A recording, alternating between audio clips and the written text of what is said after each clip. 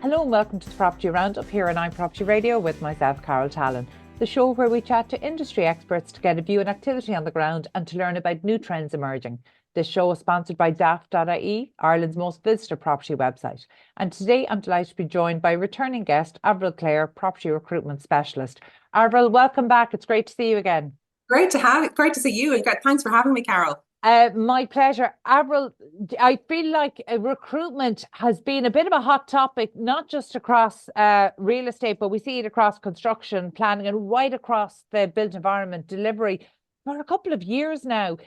Is it getting any better, or what's the marketplace like? I suppose, particularly with a focus on property, but what's the marketplace like?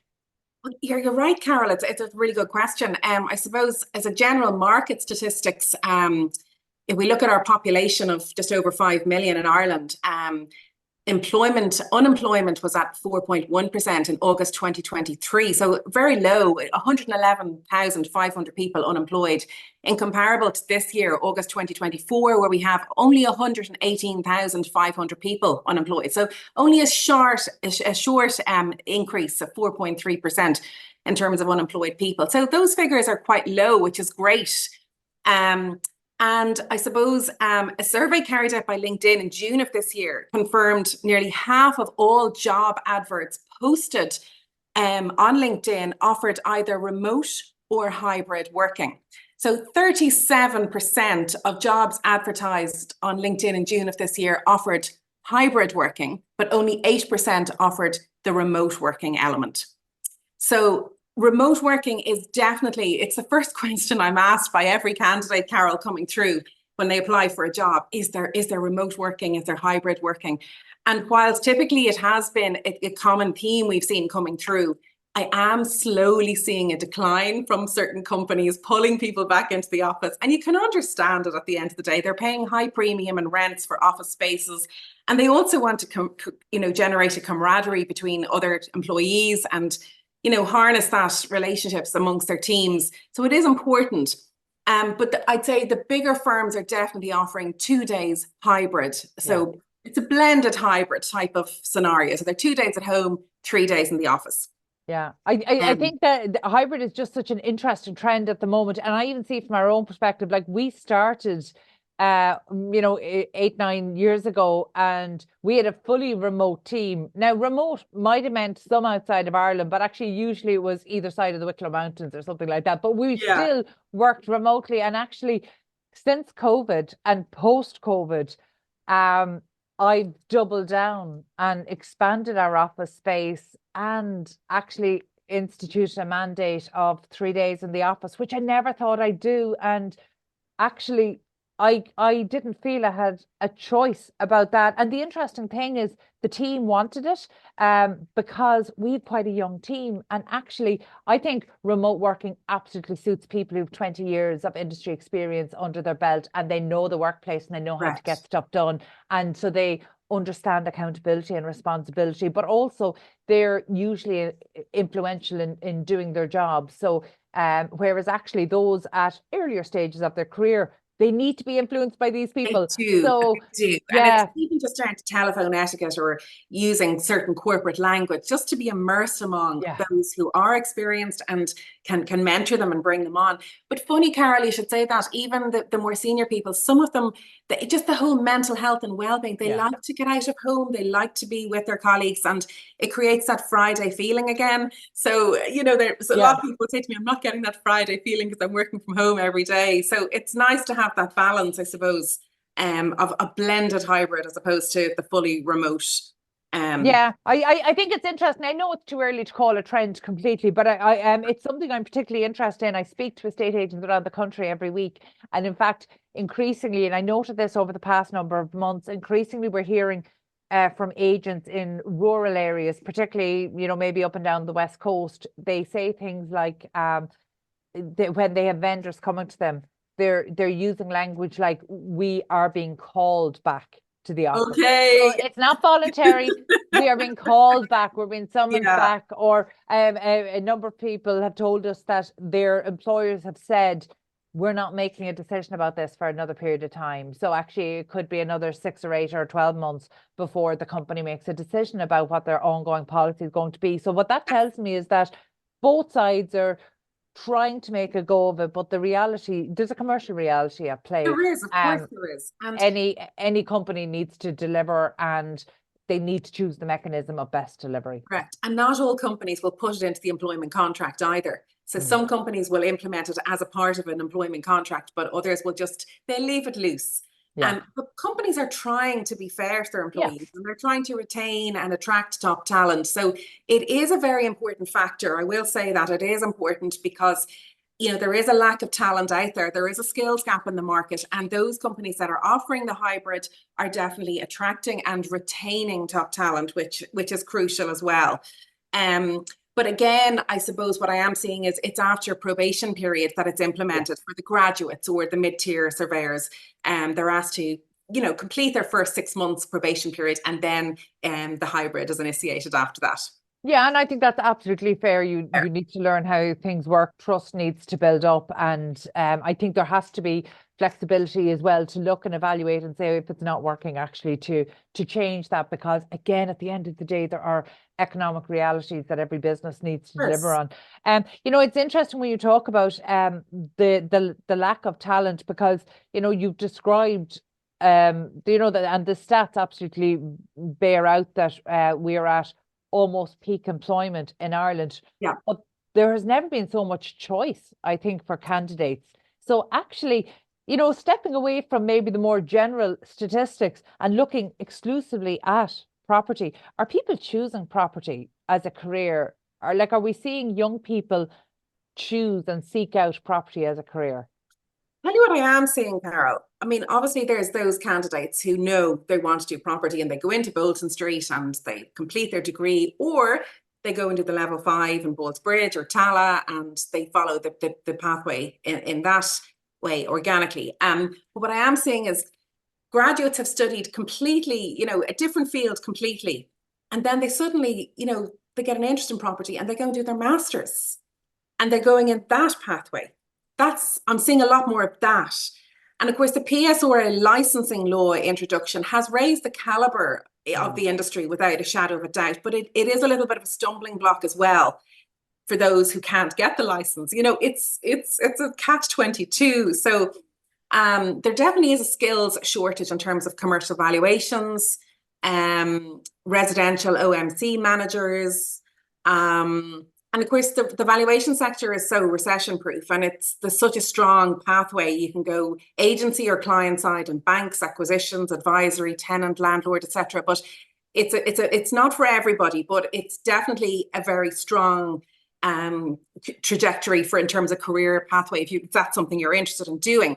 But what I always say to candidates to employers is, because there's such a skills gap, try and retain who you have. And equally, when candidates see me advertising a job, they'll come to me and say, Avril, I'd like to move jobs. And I ask them, what's your motivation? There is a psychology about why people want to move jobs.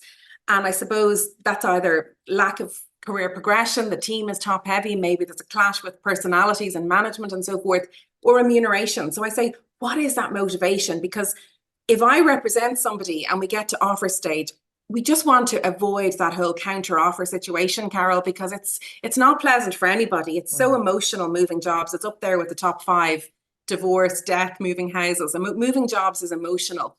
So I always say to candidates, decide what your motivation is before you start the recruitment process and stick with it. And that avoids the whole flight risk then if they decide to stay and the employer says, please stay, we'll give you another 10,000 or whatever it is. Because it just, they're seen as a flight risk, and it's been statistically proven then those who stay, 50 to 60% of those, their situation won't change and they end up leaving anyways within 6 months. That's a really interesting one. You know, going back, it was quite an old-fashioned way to think about work. You know, I remember going back to kind of 20, 25 years ago, but I do think it's true that actually if you have to pay an employee to stay, the relationship isn't the same afterwards. And I've had that experience myself. I mean, I've been self-employed for nearly 2 decades, but for the few years that I was employed by other people, I probably went to walk out nearly every year and I got paid a little every year, but it only ever bought me a very limited amount of time. I know. So it's a nice way to bump up your wages. But actually, I mean, is the relationship between employer and employee ever the same after a counter offer?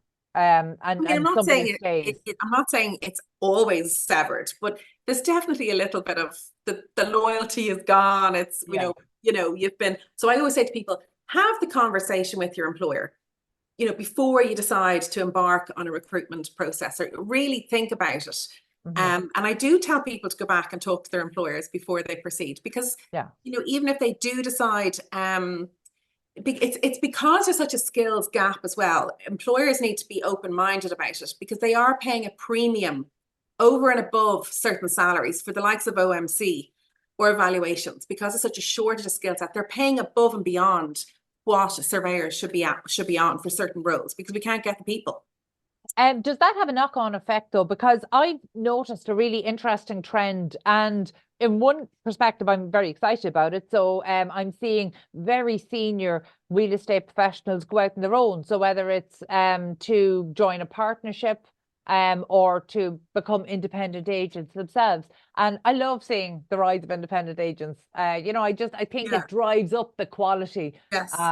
Across the board. And, again, you've talked about how the caliber, the licensing has really pushed the caliber up. And I think independents do that as well. I think they drive the caliber of innovation and marketing and everything up.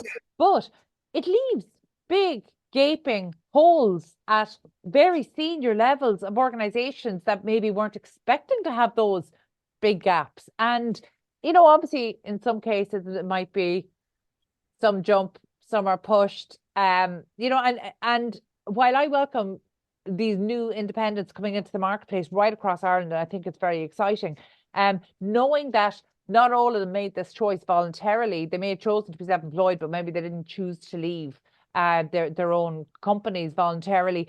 Are we seeing a bit of streamlining going on for firms that might have become a bit top heavy?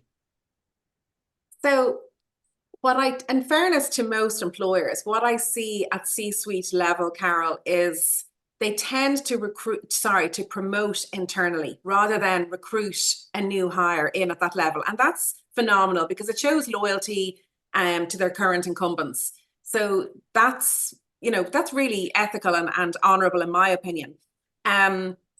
But then we do get the odd C-suite level role where somebody has left, they can't replace them, and they end up paying a premium then to bring somebody new in. So they would have been better off keeping and rewarding accordingly to retain their top talent, if that makes sense. Yeah. Well, retention, I think, makes absolute sense. And I don't think matching a counter offer when somebody's ready to leave, I think we'd both agree that doesn't fall into the bucket of retention. Retention is maybe what happens every day across the company, and the good practices and the culture that builds up within the company. In terms of the recruiting and always promoting from within, I can absolutely see internally that would be seen as a positive thing, because people can see a pathway to success. Yes. Does that kill innovation if you don't have people coming in from the outside, to maybe challenge some of the status quo? I can see what you're saying. I suppose maybe there's an element of that, but equally, I think teams can be top heavy. I don't want to mention any company names, but I mean, there is companies out there where they're top heavy, and the juniors coming through can see the career path is almost down to years of tenure as opposed to ability or success in terms of business they've won or projects they've managed. So yes is the answer, probably. But it could be argued from both sides.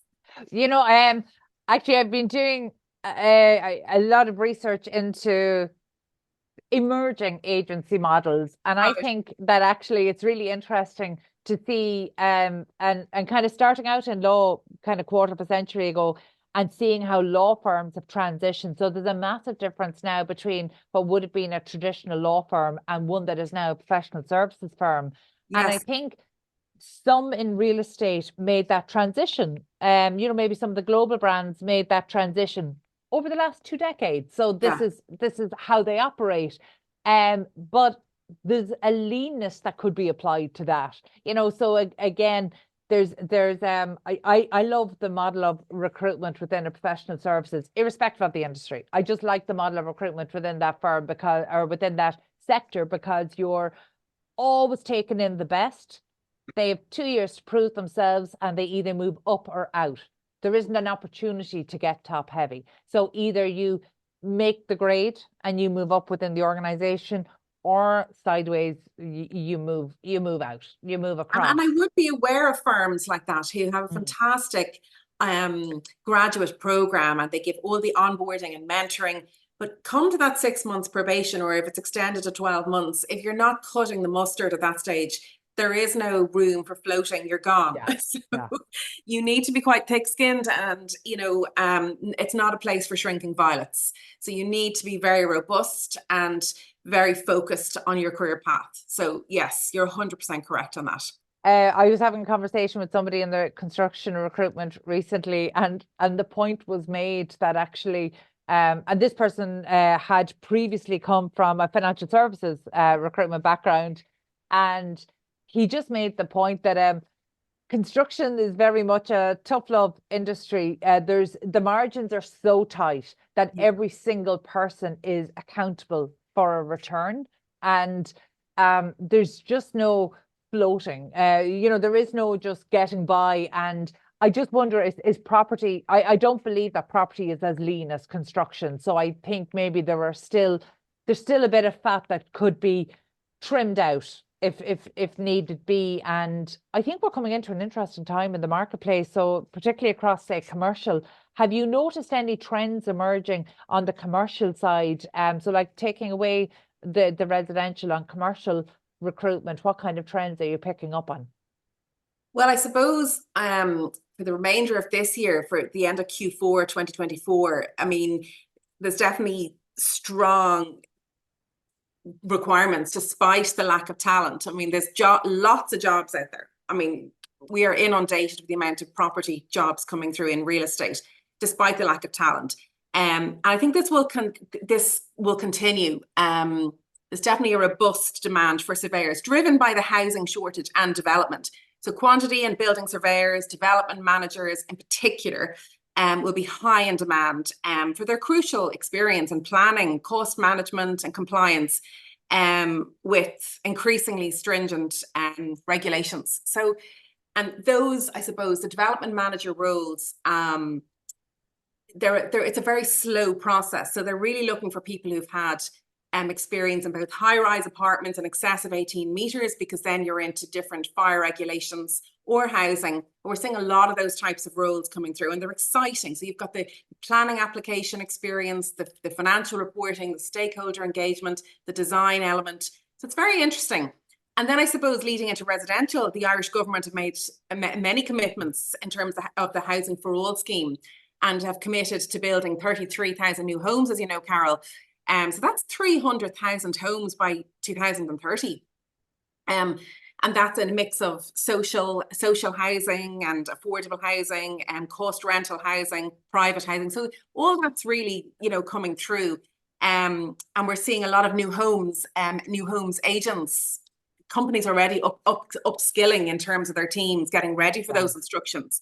1 or 2 companies in particular already have a pipeline for the next 10 years approved. So I can see companies upskilling in that area as well, more than residential resale auctioneers. It's more the new homes we're seeing now, which is that's a really interesting trend, because a couple of years ago we were starting to see with new homes, particularly some of the very large providers, that they tended to keep their new homes sales and marketing in-house. Yes. So are we seeing this move over to agents, or are we seeing agents almost like I'm familiar with at least one agency that opened just to essentially be the new homes agent for development in their area. And I think that's how some estate agencies are born. So it's interesting to see that agents are actively pitching for this work.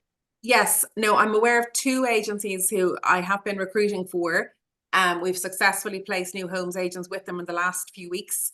So they're upskilling, or not upskilling, they're preparing for these instructions that are coming through in the pipeline. So that's phenomenal, that's great news for everybody. Yeah. Everybody, there's such a shortage of housing. Everybody is looking to buy a house. So it's You touched on a sector there that I think is a really interesting one from a recruitment point of view, well, and from delivery, but the approved housing bodies. I mean, they have just been, to my mind, they've been the success story of the past decade. I think the approved housing bodies, their transition from housing associations and housing charities to the professionalisation of not just housing services and housing delivery, but actually into the development side as well. And they've really bridged a gap at a vital time when it was needed. And I know we're seeing kind of the top 7 or 8 really emerge as leaders in this space. But in terms of recruitment, there might be a perception out there that these bodies are relatively new or inexperienced when it comes to, say, wide-scale delivery. yes. So in terms of the recruitment, what kind of recruitment are you doing across that sector? And again, development managers and development coordinators. And again, that skill set I mentioned earlier, they're willing to take people on and train them in. If they have had a year or two experience, and they will onboard and mentor, and their salaries are phenomenal. Their benefits packages are excellent when they're giving healthcare, really good bonuses, pensions, hybrid working, 2 days a week. That's really strong coming from a housing organization. Because the salaries haven't been there, and they are now. We're seeing them coming through, and they're much more attractive. I'm seeing people looking to get out of agency and move to the housing bodies. So, I mean, the LDA have been amazing with creating job opportunities as well. So there's a lot of jobs out there, Carol. Do you know, I just have to voice what I think would be a frustration to people listening in today in the private sector, saying, well, of course they can do that. They have access to state money, they have access to state lands. And actually, in a way, it's an unfair competitive advantage. But and that's not just from recruitment, that's from development as well, that actually it feels like maybe there's these bodies are unfairly advantaged over the private sector trying to deliver, but we don't need to get into that today. But I know that there will be people listening saying, well, of course they can do that. It is a valid point, but equally they're creating jobs. Yeah, creating jobs, and they're training young people. They're our future, so they have to be rewarded for that as well. Yeah, no, and to be honest, I absolutely fully see that point. I think we're seeing is a move towards maybe what would be evident in the UK, and actually it's a very important sector for delivery, not just in terms of homes, but just creating employment, but also helping to establish best practice in a marketplace that maybe didn't always have best practice. Yeah. So I think that's a really interesting one. So I suppose before we finish up, are there any maybe gaps that you've identified here? Are there any really opportunities for people, whether it's at early career stage, mid-career, or perhaps more senior? Because it's interesting to see the movement that's happening in the market. So I suppose what kind of opportunities, just to give people maybe a little bit of hope, dangle a little bit of hope. Yeah, I mean, we're seeing jobs that have never been presented before, Carol. Opportunities in the property sector, that is, data protection, compliance roles, marketeers, finance people. It's business support roles as well as the surveyors. It's not just typically surveying roles. It's everything. It's administrators. It's concierge managers, especially PRS. I mean, despite rising interest rates over the last few years, Ireland has seen an element of sustained development in the private rented sector, particularly in student accommodation and residential PRS developments.